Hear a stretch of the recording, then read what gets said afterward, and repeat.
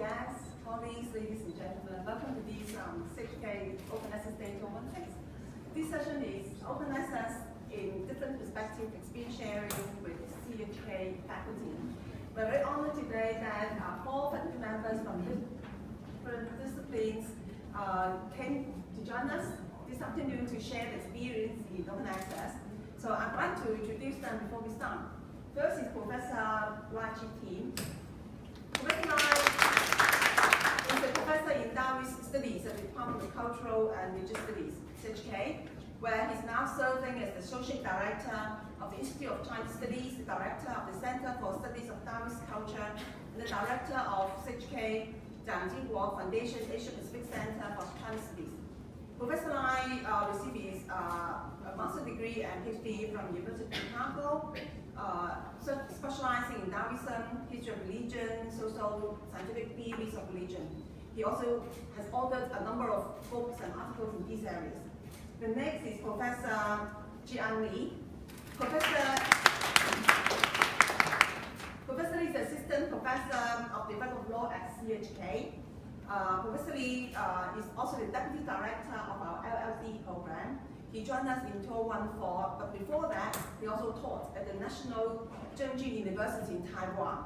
Professor Lee was the legal lead and also the co-lead of the Creative Commons Taiwan, and also advisory committee member for copyright amendment in Taiwan from 2011 to 2014.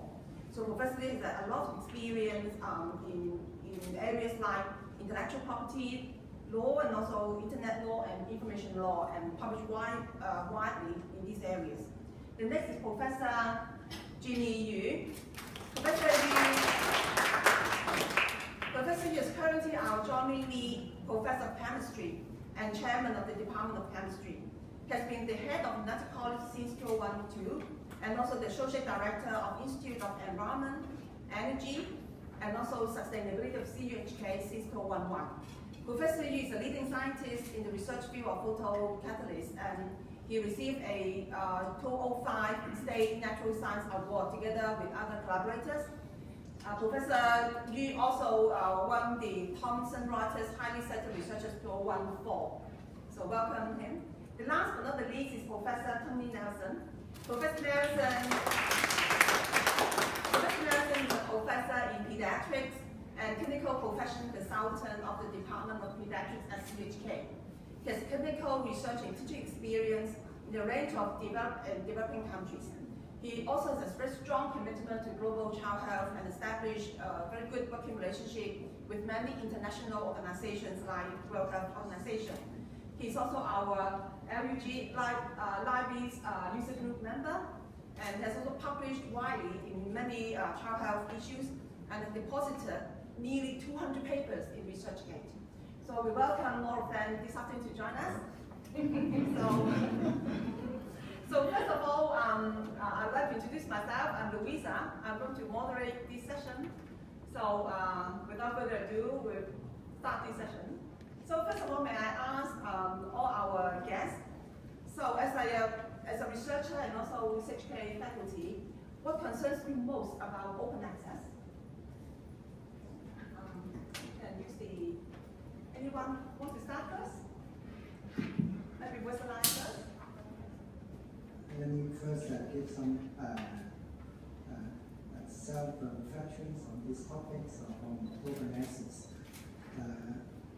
especially from traditional humanities disciplines. I fully support the new change by using nowadays we also use the terms big data for our research purpose. My experience is that for humanities, we have to consider our methodology in our studies. Of course, we respect the traditional methods on reading a text and very analytical for our knowledge of these specific texts. But in the past few decades, more and more Asian texts released by different libraries. There's no more traditional ways that I suddenly come across specific text and I do it in my study room and then write articles. Nowadays, we come to a situation that different universities in this world release different collections of Asian texts. Like my area of studies on Taoism. Nowadays, for example, I will show you the joint project with our university library. I propose to set up a Taoist repository to show all our library's collection of Taoist texts for scholars use and also for our students reading. So I would like to show this an example to give a positive comments on the future of open access for sharing, using, and also collecting different data. Not only by one university library, but we should set up a so-called mutual platform to share different data collected by different universities. For example, so not this one, but the Taoist repository. I think this is the first digital library or repository in this world by our university library to show to the world the digital collection of Taoist texts. All these use one example, similarity.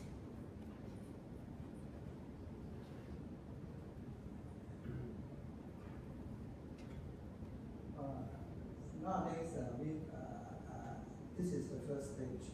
We upload about 30 Taoist texts of Qing dynasty. Usually, in the past, these texts are classified as readable. So these collections just open for individual reader.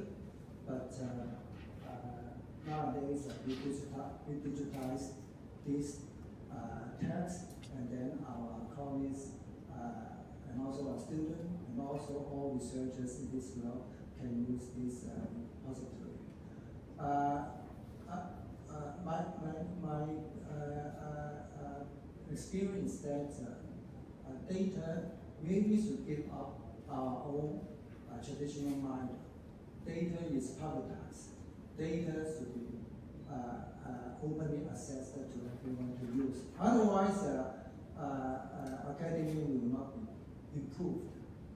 So I would propose that no more regionalization, no more privatization of data. We should open up to all our data to. So this is my personal reflection on the establishment of this Taoist repository. So I used to be an intellectual property lawyer, and I teach intellectual property all the time. So the main concern that I have for open access is, of course, intellectual property. So as scholars, professors, we need to publish a lot of journal papers. So as a lawyer, so this is actually not a very good habit. So I always read through the agreement before I publish with those journals. So if you read through all this, the so-called licensing agreement or copyright transfer agreement, you will be surprised to see how much control those publishers would like to put over our publication.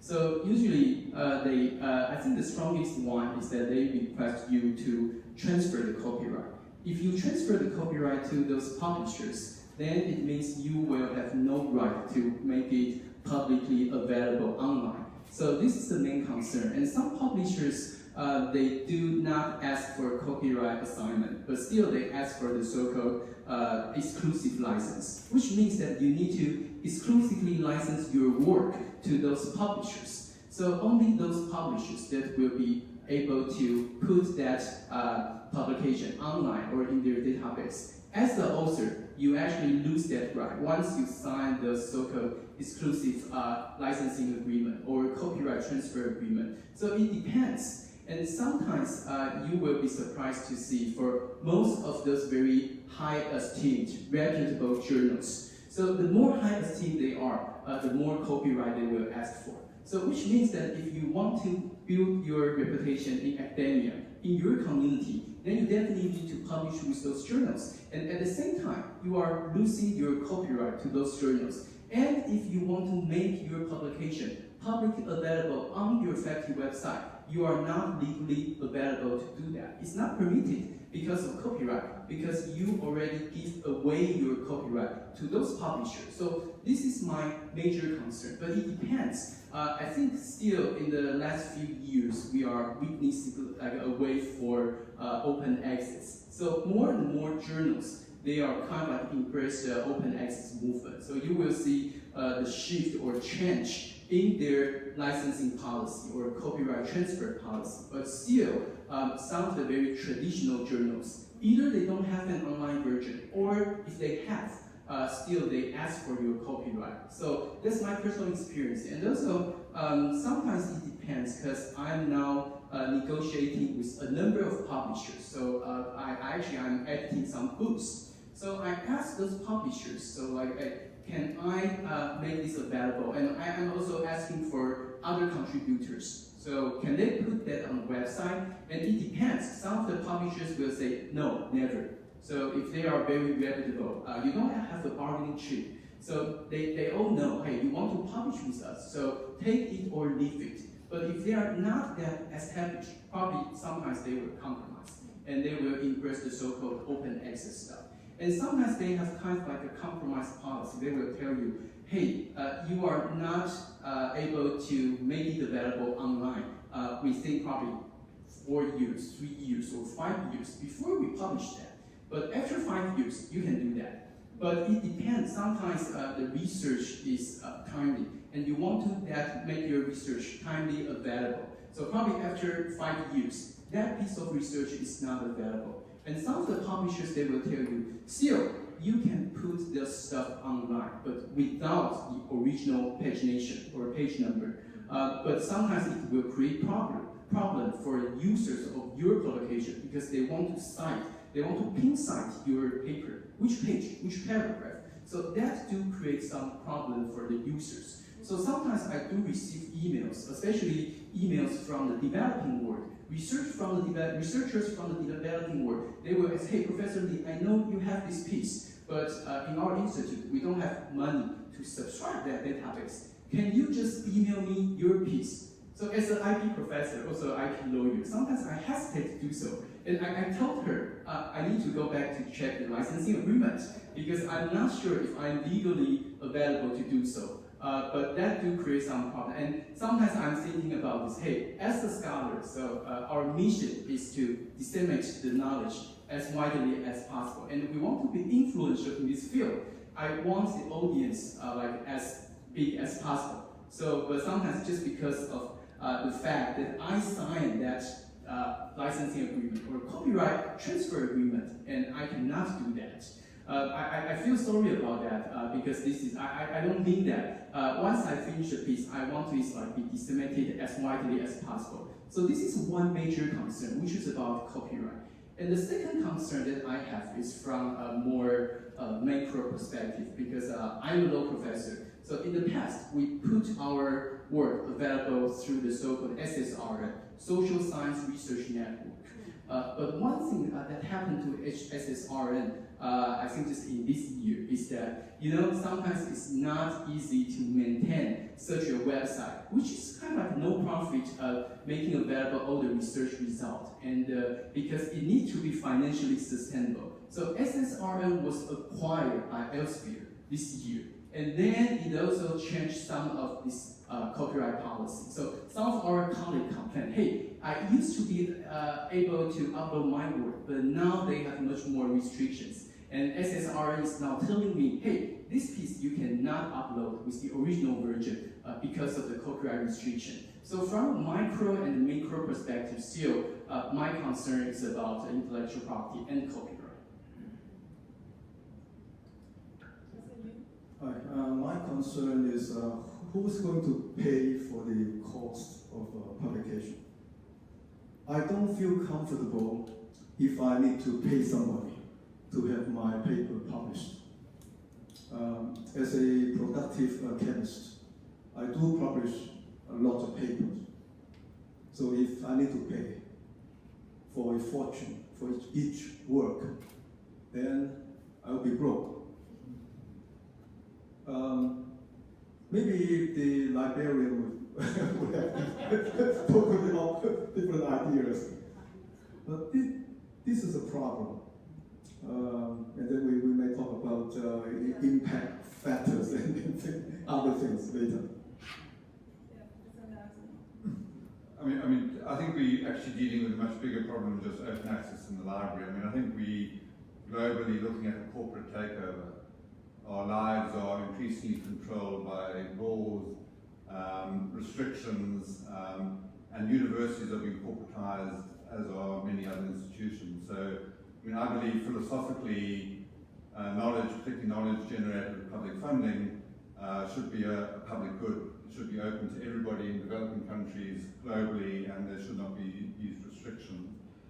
So to me, it's very clear that the publishers, the Elsevier, the top journals are basically the gatekeepers of knowledge and power, and they, because they have that credibility, they have an impact factor. You could publish your chemistry on a blog, but the university wouldn't accept that as a credible publication, even though it would be the exact same publication you might have got into a top chemistry journal. So, I think we're going to really try and tackle this. Maybe I can sort of bring this up now, but I was quite interested. I don't know if any of you came across this case in New Delhi in September. Right, so New Delhi University allowed students to photocopy, and an enterprising business set up a photocopy shop on campus. Okay, and they would photocopy whole textbooks. Okay, so Oxford University Press, Cambridge, and Taylor and Francis took Delhi University to court. Okay, and the judge in his said copyright, especially in literary works, is thus not an inevitable divine and natural right that confers on the authors the absolute ownership of their creation. It is designed rather to simulate activity and progress in the art for the intellectual enrichment of the public. Okay? The publishers came back and said, it is unfortunate the court's decision today can undermine the availability of original content for the benefit of students and teachers. So they're presenting this as an access problem, but the reality is, we could provide this data, and as you say, we give up our right to the publishers. So even though I've done all the intellectual, it's my intellectual property, but when I sign that form, I actually have no right to it anymore. So in fact, it's even more sort of, to me, sinister in terms of how we've given up that right to our intellectual knowledge. So, the question is, who sets these copyright laws? So we say, well, because of the law, we have to follow the law. But if it's a bad law, okay, maybe we should be standing up. So maybe we should be starting to put everything onto a ResearchGate, okay, or we should, so again, I was just saying to Louise earlier, I've just published an article which I thought I'd like more people to read. So I dug into my research funds and I found some money to make it open access. Maybe that was a mistake. Maybe I should have just published it normally, put it onto ResearchGate, and then said to the university, please help me when Elsevier sues me. So to me that's a challenge. So I think to me it's just a bigger problem than just the library. It's how I guess this corporate control is taking over many aspects of our life, and maybe we can come back to it a bit later in terms of my field, in terms of drugs. The whole thing of medications. People dying because of copyright that's actually causing mortality. So, thank you. This copyright, I think, also concerns librarian. So actually, happy that Professor pointed this out, and then Professor Nelson has a echo on this. So that's why. So on the copyright, if you publish through the Open Access Journal, there's issue here. So that's why. Do you think it is a good idea that the university now having the research portal where they say open up a green way for us to have open access? So what do you think about say, depositing your papers in, say, subject repository, what you mentioned, SSRN, or ResearchGate that Professor Nelson has already published a lot? So how do you think about these institutional repository or subject repository? I think there's involved two issues here. One is open access journals versus traditional journal. The second issue is the research portal. And in the humanity areas, I think open access journal is not quite the trends up to date. And scholars still focus on traditional journal. But according to my understanding, we should not put a conflict between the open access and traditional journal in a way that there's more and more online version of our publications by traditional journal value. As a knowledge is power, I don't think we should get reflections or thought away from universities' assessment scheme. So impact factor or prestigious journals publications is our concern for whether substantiation, promotion of this stuff. In humanity areas, I don't think any kind of open access journal can substitute traditional journal.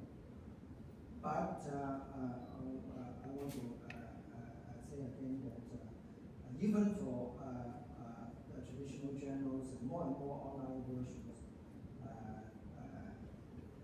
in addition to printed versions. So my second comment is that we should encourage our colleagues to ask for online versions of our publication and also disseminate all these publications, articles or whatever form of publications by putting them into the research portal. This is our own research storage of publication. Why? So my principle for my own working is that knowledge should not be privatized. Knowledge should not be owned by our own. Knowledge should be shared by each one. Otherwise, academic world has no hope, there's no improvement. So, in this way, I suggest the library play an active role if there's any copyright problem, please help individual colleagues to solve this problem. I don't think this is a unresolved problem in the coming future. But a library can take up a much more active role to solve this problem. But the basic principle for me is that open access for colleagues' publication should be encouraged by the whole university system. Sure. I am sure that we librarians, we try to do more, and especially especially invite Professor Lee to talk more about copyright law in our library workshop or seminars. Sure, my pleasure. Yeah. So I think the university or library repository is a very important step toward widely recognized open access idea. But I think from a personal level and from an institutional level, probably we have different concerns. For example, from a personal level, so if you are asking someone like me who has not get tenure yet, so I probably have some concerns if you ask me to publish only with those open access journals. Still, there are some very, as I mentioned, high esteemed journals. They are not open access, and we don't have the bargaining power against them. So if you ask people in other fields like science or medical study, so if you get the so-called Science or Nature, very high-profile journal, or the open access journal, like the most famous one is like Public Library of Science plus a series journal. So most of the scientists, if they have that tenure concern, they probably will still choose over Science, Nature, than any other of those open access journals. So this is the personal concern that we have. So I'm not sure what university or library can do for us, but I do believe if there is something that can be done about copyright clearance, so probably something's good, but then still you need to negotiate with those publishers. So as a personal level, I don't think it's not that easy, but as I just mentioned, those plus series journals, so they are actually initiated by a number of the Nobel laureates, so very famous scientists. So they don't have that kind of like tenure concern. They are already very, they do have the reputation, they got the esteem, and they don't care, and they can tell people, hey, this is the journal I choose because I'm in support of open access movement. So I publish here, so kind of like they are using their personal influence to influence the whole academic society or the community to shift the focus from the traditional proprietary publication model to the open access model. So this is sometimes probably helpful, but I definitely agree that it depends on the field. In some of the field, I think the idea is just very, very traditional. In field like I'm doing, which is law or legal policy. So the American approach is very different from the European approach. So for example, like all the very famous American law journal, like Harvard Law Review, Yale Law Journal, Stanford Law Review, so they are becoming open access in recent years. So not a big concern for them. But in the other side of the world, which is like European journals, if you want to publish with journals published by CUHK or OUP, they are still very traditional, so they will not give up the copyright policy. So if you want to publish journals with them, which is actually very important for people like us, so especially junior scholars, so this is kind of like recognition that you want to get, then still you need to sacrifice the idea of open access. So from an institutional level, I think, of course, I think what we are doing is the right direction, but still very difficult. So in the past few years, you can see even the very famous US university like Harvard, Yale, Princeton. So they are trying to do the so-called open access, but very, very difficult. So what they are doing is kind of like they are doing as a collective action. So you not only need to work on your own, but you need to collaborate with other universities or other libraries. And in certain fields, what I heard is actually like medical biostudy. So the subscription fee for those journals is getting higher and higher. So it's actually much higher than any other cost that you can think about. So you need to have those institutions working together and also scholars working together so that you can have a probably better negotiation position with those publishers. Yeah, but still, I think as an institution, we can do much more compared to personal perspective.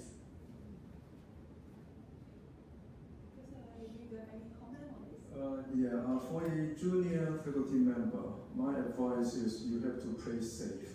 I think you really have to think about the impact or the perceived impact of your work.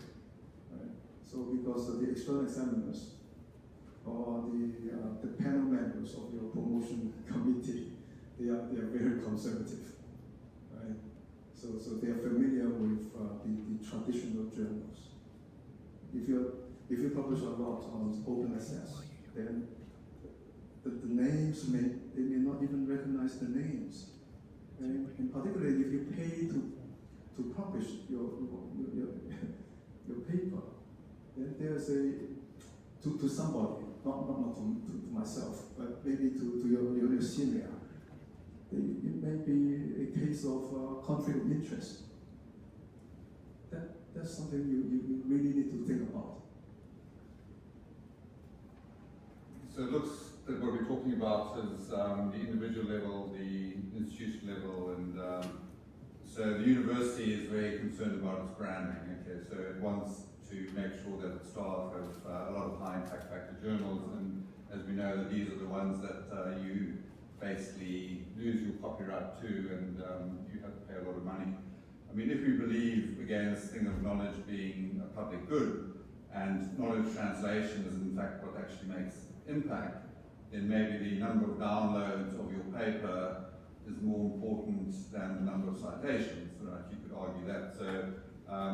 So what we have to do is we have to change the perception at the top. So if we actually penalize our junior staff who have articles that are not open access, so that's a barrier to promotion because the article is actually not being translated globally, then people very quickly start publishing only in open access. So I suppose, if we're serious about this, we have to go back to all the promotion boards and everything else and say, well, actually, open access publications we actually value for our staff, and if they don't publish in open access, then we're going to penalize them. Yes, I'm sure there's many things that university can do. Right now, because you mentioned about the APC, and then we're concerned about copyright, and then we all think about that come the factors like tenure or promotion issues. So in the end, what do you think open access future in Hong Kong, or what do you think the role of the university in helping to cultivate an open access culture in the university? What do you think about this issue? I think as we discussed up to now, it's two different levels, practical and also ideals level. For ideal levels, as I mentioned, knowledge should be shared, disseminated, publicly open. But practical, we are on practical levels. The systems request faculties to publish their articles in prestigious journals. And according to my understanding of humanities, open access journal is not a trend now. But my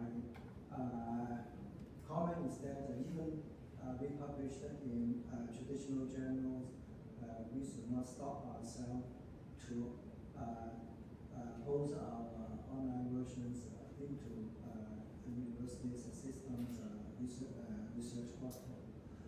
And I do not know the libraries, how far the library can help the role to change the academic assessment system.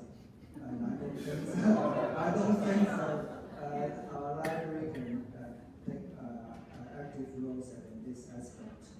So for assessments, for tenure substantiation, promotion, all these systems, administration and systems levels, I don't think we can put a lot of hope on library which can solve. But for another functions that the library can claim is open access for all data, journal data, archive, and also research on code. Give a comment on this. So do you think the faculty, say, all of you try to be supportive of open access, but you think that some practical problems like the assessment criteria, promotion board views and that, do you think as a faculty, you can join forces to press on the university to be more open up in their assessment criteria, to set more journals, not because of politicians, but just have a view on the research itself? So do you think faculty can do something to assist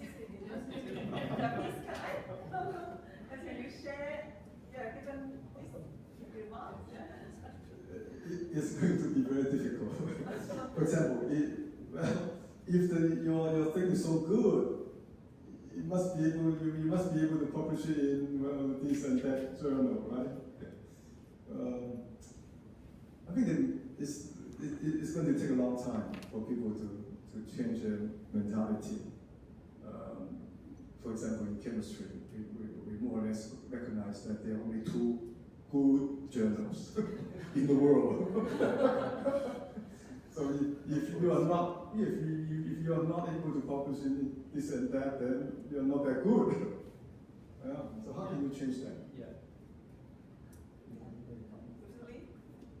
Yeah, I don't think in the short run the library or the university can improve too much about the proprietary control over the publication. But I guess there are a number of things probably the library or the university can do. The first thing is that, as I just mentioned, there are like different copyright control policy imposed by different publishers. So, for example, some of the publishers say, hey, you cannot put the final page number on your paper. Or some publishers say, hey, you cannot make it openly public available, like after 3 years or before 3 years of the publication. So what the library can do probably can help all the professors to make sure like all the copyright control for different journals. So sometimes we are really busy, and sometimes we don't have time to pay attention to that issue. I probably already published something, and this already has been like 3 years, and I can make that available, but I just forget. So if the university or library can remind us and know the copyright policy, and tell the professor, hey, Professor Lee, so it's time for you to open up that content. So it's legal. So we make sure the copyright policy. So this is something the university or the library can do. And the second thing I think, so for all those research output that we publish, so what you see is probably just a book or a journal paper. But based on that paper, there are actually a lot of very valuable material. So probably there's like, I build a database for a paper. So, or I collect a lot of very interesting information. Or I did some interview. So based on all those raw material, I wrote that piece and I published that. And those raw material is actually not transferred to the publisher. So if the library or the university can help us, can help all the professors to archive those very valuable information or raw material, making them available to the public, I think it will help a lot. And the last thing, I think, as I say, so the open access movement is kind of like a global movement, and it's a collective action between different libraries, different universities. So I would encourage our library to pay close attention to the international development. Probably you should because Hong Kong is not a big place. So we need to join the international movement, see what other libraries or other universities are doing, and probably you can also share with different scholars from different fields. Because I think as our discussion today, so we see one thing. So the open access development actually vary in different disciplines. So library is probably a good intermediary to keep the professors posted about the international development. So probably you can tell me, hey, I'm a bioscientist, so in your field, so the copyright policy or open access policy is kind of changing. And also what we can do, or what we can do to join the international global open access movement. Yeah, I mean, I think you make a very good point that not all closed access journals are equal, and the library could clearly help us to identify those that are still good impact, but allow us to reasonably share the document. So that's one thing. I mean, I think it's not inconceivable that faculties can start sitting together and looking at what open access journals they will support, in other words, those that they think have a vigorous peer review process. Clearly some of the top journals are becoming open access, so it doesn't mean to say you can't publish open access just because it's a top journal. So again, I think the library can help us to identify within our fields, which are the top journals that have a good copyright system, and or which ones are actually allowing open access. And then I suppose the third thing is this slightly more controversial one, that some of the bigger open access journals have institutional agreements, so that if the institution pays a certain amount, then when we publish in any of their journals, then we get a lower price. And so far, I think most universities in Hong Kong are not taking up that offer, but maybe that is something that if we identify maybe one or two sort of top open access and if the price is not too big, then maybe we should be supporting that as well. I think on this part, I think it's Chinese U also has done something. For example, Jyh-An has joined the SOAP agreement to be a partner. So all those journals that if our authors would like to publish in the SOAP 3 journals, a list of 3, 6, it will be free because the Hong Kong libraries join together to participate in that agreement. And sometimes they're actually joining different open access journals as a supporter member, so authors can also get some discount or waiver, etc. So I think we librarians are trying very hard to support open access and support our researchers, and that's why we organize this Open Access Day to share what we can do more, how can we support this. So coming back to the repository, now the university is a very good move that we have our aims and research portal. How do you think about this move by the university? Would you support that move to the green role of to open access? Professor Lam, how do you feel? Of course, I do not support among seniors, so and it definitely means this is the future of university education and also research. But I do hope our university administrator will give me more resources. You know how many faculty members in our universities? More than 1,500. So how our universities can provide good support to more than 15 faculty members in our university. So this is a problem of the resources limitation. And only that, for example, I know some more, how many departments in our universities? More than 60. So each department involves a specific field of studies. So I do think that the libraries ask for university to identify the role and also the function for education in the coming future. We have to set up the boundary or limit of your development. Otherwise, the library staff will share a lot of So of course, I believe most of the people here will support that policy. So usually from a more theoretical perspective. So thinking about this, the university is actually paying all of us, professors, researchers, a salary to do research. And at the same time, the university is also paying those publishers to buy those digital databases. And those databases is actually provide the content that produced by the same group of professors. So for that single piece of content, the university is actually paying twice. So you are paying the professor to produce that, so for the salary, in consideration of the salary. And at the same time, you are buying back those content produced by the same group of professors. So I think that's a point that I would like to make, so why we should be in support of that open access movement.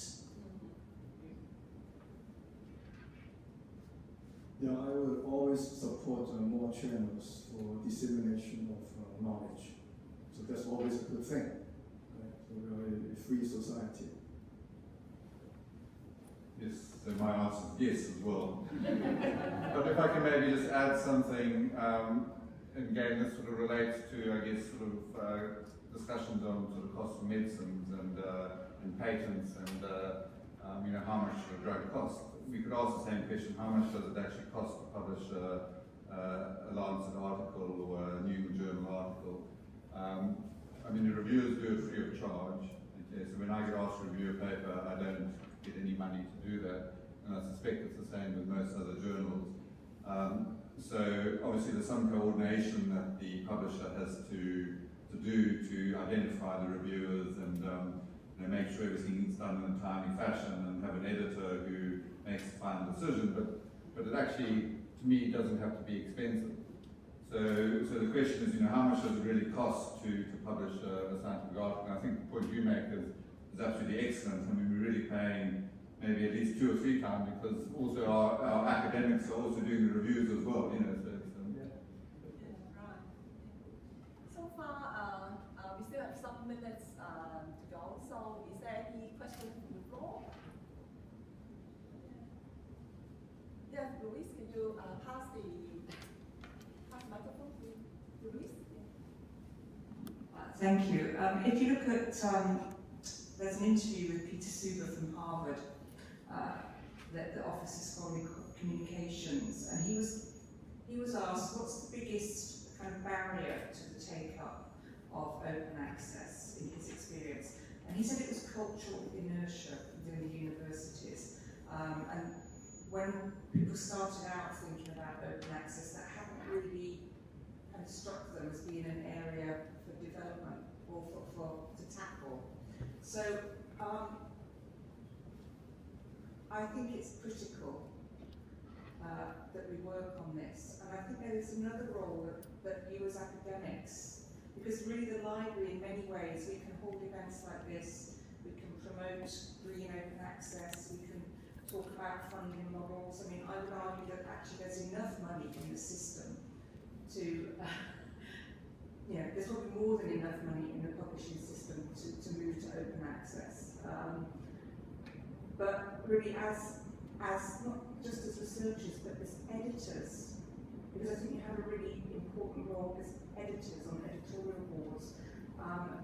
There is action that can be taken. So for example, there was an Elsevier journal called Lingua, and the editorial board was so incensed by the inflation increase that Elsevier wanted to apply that they all resigned and set up an open access journal.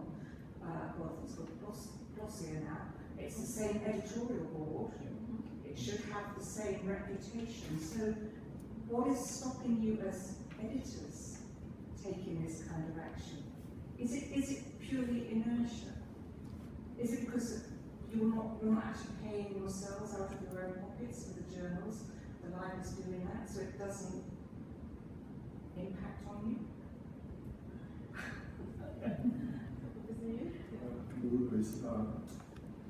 The truth is, editors don't do all the work. We need a lot of supporting staff, right? So I cannot just resign from a board and then we start up a new journal. It's impossible. For example, if I review a paper, God knows how many hours other people will spend, taking care of all the details. So it's very hard for a researcher, if you're asking for a professor, to go all the way, to abandon all the traditional means, and this is almost like a revolution. So it's not going to be easy. Thank you. Yes, no, any other comments? First of all, we have to respect those journals who have been established for a long time. For example, in humanity areas, we respect journals published by Academia Sinica Taiwan. And also, our university press also published quite a number of good journals. So I do think that nowadays most prestigious journals are the result of universities' effort. For example, Harvard, also Chicago, and also Oxford. Why? Because they maintain not only good review system, but good editing result. From my submissions experience, after I submit my articles, I do not forward to good editing work for my piece of publication. But I do not know how good those open access journals, whether they maintain competitive and good quality of review process, and also good editing work for each piece. So as we know that Rome cannot be built within 1 day. So I think Louis asked a very tough question. I do believe that we ignore something that's really important, which is about open access today. So which is about the perception of digital technology, because the world is changing in a way so dramatically that we are not aware of. So I do believe the editorial process does involve some very high cost, and because you need to make sure about the quality. So there was a US court decision which was made about 20 years ago, which says that, hey, copyright is not only for the author, but also for the publisher, because the publisher needs to invest a lot in the whole editorial and publication process. But think about the fact about digital technology. So what the benefit about digital technology? Digital technology actually help to reduce the cost. So think about the communication between editors and authors. So the communication is so different compared to today and 20 years ago, because the cost is reduced dramatically. But still, if you compare that reduced cost to the subscription fee, it's actually getting higher. So it's not making like a real sense if you compare like the big rise and the big decrease. And also think about like how digital technology is changing our library. So in the past, if we subscribe to a journal, so usually this is a hard copy, you can see the paper journal. And then nowadays, it's much more convenient. We just need to subscribe to the database. So most of the people feel like, hey, database is much more convenient than the hard copies, because I don't need to go to the library. So I just need to sit in my office and do the searching, and I can download the paper and print out. So that's the advantage of digital technology. But is there only advantage and no disadvantage? I don't think it's true. So think about this. If the library decide to cancel subscription after 5 years, and then what's the result? In the past, if I don't want that journal, I just don't want it, so starting from now, but still I have that paper journal in my library. But if I decide to I decide not to describe that journal at this moment, I'm losing everything. So even the journal that published the last 5 years, I won't have access to that journals, but I did pay a lot of money. I probably paid more. So that's a disadvantage about digital technology. So when we talk about open access and what the university or what the library should do, so I think we are thinking about the way that how we can make good use of digital technology to disseminate the knowledge. Well, just to the question on inertia, I mean, I think it's also a mindset. And I'll come back to my original point that this idea of copyright, for most of us, is set in stone. So the prophet sends out an email to all of us and says, you know, beware of copyright, don't do this, don't do that. And we all think, well, we've got to follow this rule, yeah? But in fact, I think it shouldn't just be the faculty, but I think the students should also be sort of tuned into this and actually start asking questions. You know, what is this thing called copyright? You know, is it always applicable in the way that it's presented? Who's actually decided, and like you were saying, this 10% rule, I mean, it's actually decided by publishers and made into a law. You know, so I think we should be pushing back on this whole thing and, you know, changing our mindset about what actually copyright means as well. Just some supplementary information on digital copy of journal subscription, etc. In fact, when we move from the print environment to the online environment, when the library negotiate contract with all these publishers, it is very important for us to negotiate a perpetual access license. So, but there are very interesting publishers out there. Some of the big publishers, they have a lot of archive policy that we feel confident in them. and there are other small publishers as well. So there are other initiatives by the library as well, the LOC initiative, as well as the CLOC's initiative. That's whenever a publisher went bankruptcy, there is alternative way to get access to data that we already paid, and we're supposed to get access even when they went broke for other reason. But the library is trying to do as much as we could as agent, but there are other cases as well that will happen. But in most cases, we negotiate for a perpetual license. Just now to go back to your idea of how the library can assist when the embargo period ends, that would be a system that definitely the library would have a role to keep up with this change. Yeah, so thank you, Marie's comment. Actually, research portal will have some embargo function, so after the embargo period ceases, then the journal can be open access. Actually, I think now time is 1 hour just passed very quickly, so I think it's now time to end our discussion. I think there are a lot of questions still need to be discussed.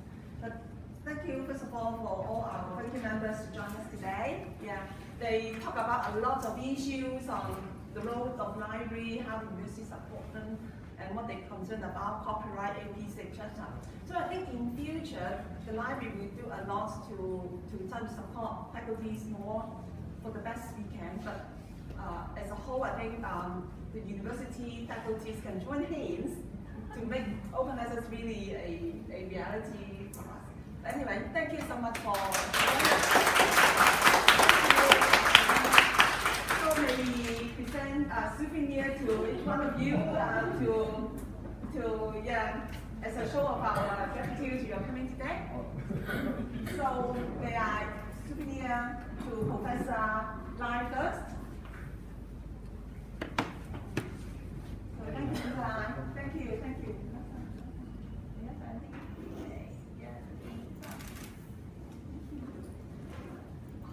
Just put it here. So Professor Lee, thank you very much. Thank you for coming.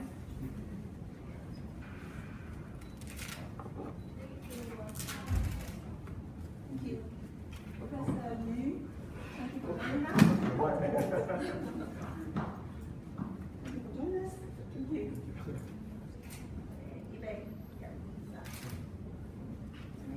Professor Hansen. Thank you so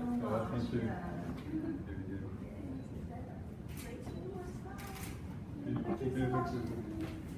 So our next program is a talk with